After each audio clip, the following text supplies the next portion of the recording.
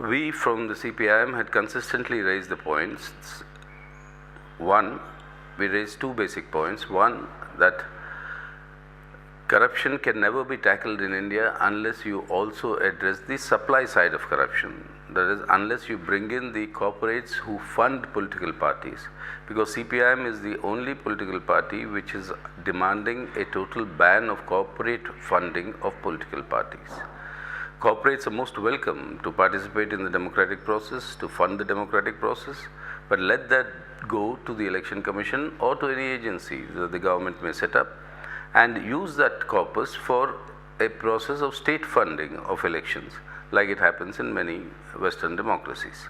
Well, that apart, corporate funding of political parties is the source of corruption, major source of corruption, because corporates view this as an investment for the future, because depending on which party will form the government, they think this sort of donations will be a sort of an insurance for them, also investment for getting sweetheart deals.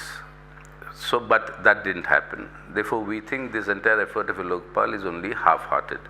Secondly, the corruption that we are seeing today, what is called these mega scams, these are very different from the ordinary corruption that we have been used to for centuries.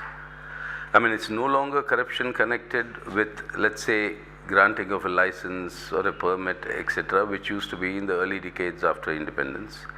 Today's corruption is directly connected with the neoliberal economic policies, where the emphasis has been on increasing privatization, or the state, that is the government, playing the role of facilitating profit maximization for private companies, corporates, both foreign and domestic.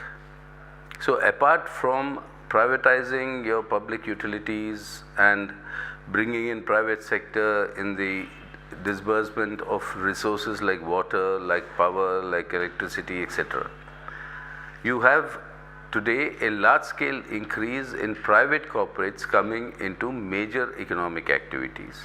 And it is this privatization process which is associated with the neoliberal economic reforms policy, which is the root cause for what is today called crony capitalism. We have seen that as far as the record of corruption is concerned, there is really little to choose between the BJP and the Congress. If you have a Suresh Kalmadi in here, you have a Yedurappa there. And then you will have convicted, I mean in the sense those on whom sentences have been passed by the courts continue to serve as ministers in the state cabinet in Gujarat. Well, but that apart, on the issue of policy and promoting crony capitalism, also there is no difference.